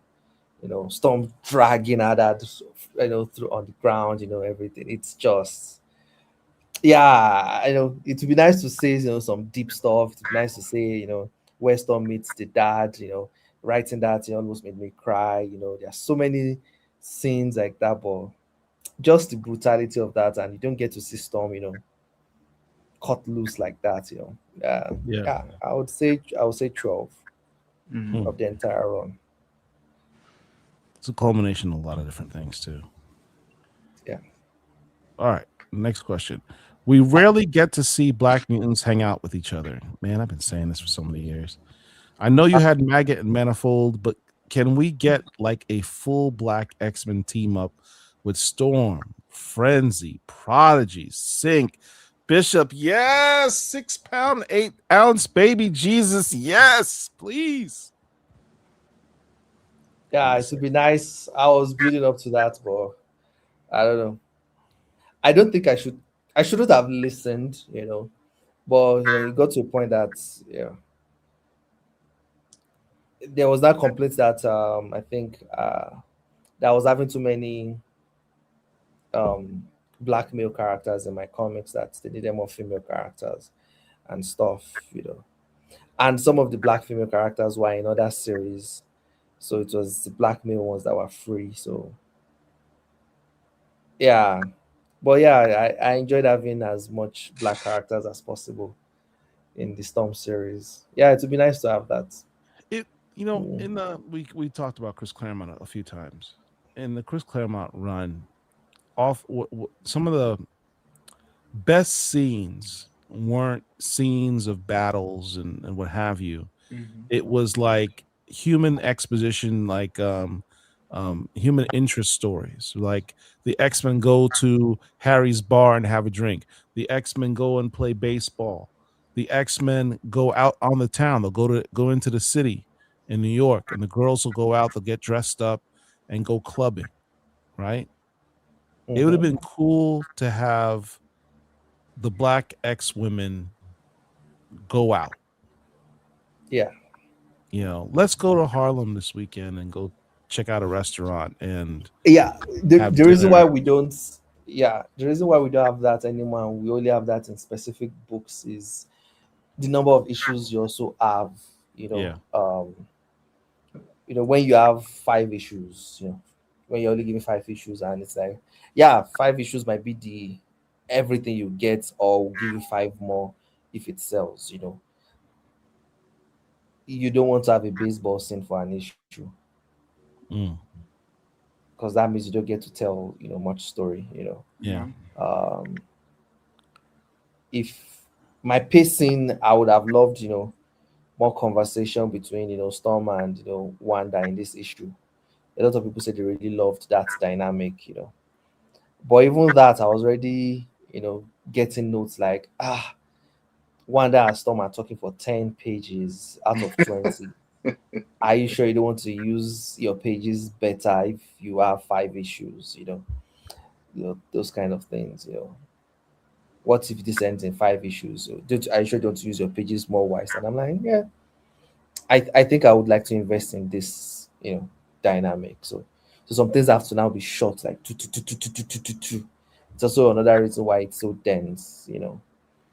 It Um, pains me you're not able to flex your creative juices because of yeah, compared to like issue 4, the previous issue 4, where you see Storm changing, undressing, you see Storm taking a shower, you see Storm walking down the stairs. And it just builds mood and atmosphere. And as she sits down, Doom just says one word, green, and you're like, I just feel it. Yeah. Those were the So good yeah, old days. yeah. So yeah, it affects your pacing and all Yeah. those things too. Don't have many People, issues you you really have. had to be there. That really was a special moment in time when that issue dropped. It really was. Mm. You Yeah. just had to be there. So now you see more of those character moments in books that have you know set number of issues assigned to the creator. Like, oh, you have 17 from the get-go, you have 18, you have 12, ahead. So you can Have slow more things time. down that way. Mm. So that's why you see that more in like the main X-Men titles, for example. Now, yeah, we're just having crawfish, we're just going to the farm, can have that more. All right, next question. Will we get a Haddad prequel series? I know, right? It's so nice. But we will get to see some form of Haddad in the next issue. Cool. I honestly appreciate how you incorporate elements of black culture into this run. Storm is already layered, but these minor aesthetics are essential. I agree. Mhm. Thank I you. agree. Is there a huge age gap between the black X women? Mm, Marvel yes, but curbs ages. sometimes, but sometimes it's now merged. I think originally Storm was written to be much older than who's the other who's the other black female character in X Factor? I've forgotten her name. Temper? Raise or something. Oh, Cecilia? Oh, Cecilia Cecilia Reyes. Reyes. Yeah, Reyes. Yeah.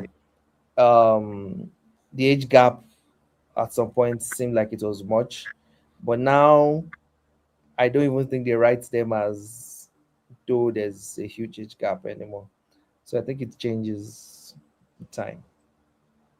Yeah.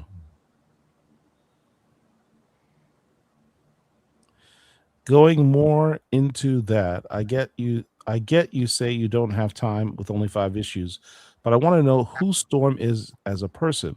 What's her favorite movie? Not just showing her get new fleets, but who is she? Well, Yeah, so I understand that we do sneak that in different issues. For example, in issue 4, we know what's her favorite dish is. It's the one that her father made for her. Um, it's that's one I can remember. It's sneak we sneak it in between different stuff in flashbacks and stuff. You're going to get some of that here too, you know. Um, so we get to sneak them in. So yeah, but I understand you. I understand you. But it's it's spending. It's this page real estate thing that's the issue. So you might not see that much time spent on them. Like you see her in her private time where she walks out, and in issue 2 she spends time with the hippos, yeah. So yeah, we do see her in personal time, even the Wolverine issue 3 that people don't like. We do see that, um, we see the type of fashion, we see our fashion sense. We've redefined our fashion sense in this issue. um yeah, I'm trying to remember more and more stuff, so it's there, but we're also trying to tell um a cosmic thriller in the first one, while here it's more like a mystical thriller. mm, all right. Any other questions?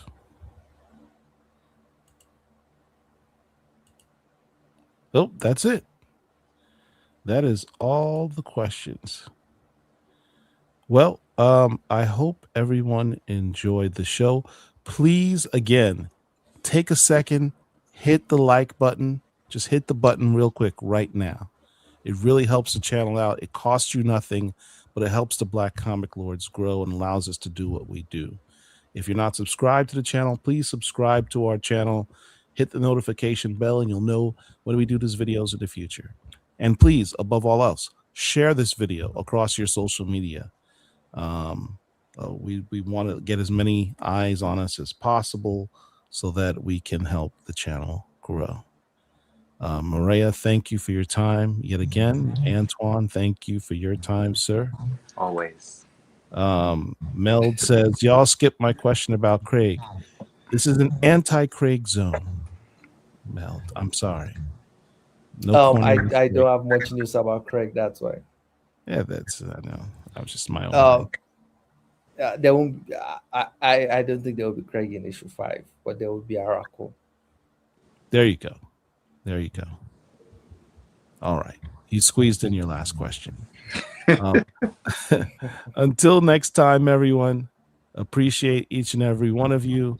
I don't know what my next show is going to be. I'm going to try and do an interview next week. I don't know who it's going to be. I've got a list of people. So until next time, Black Comic Lords, we got you.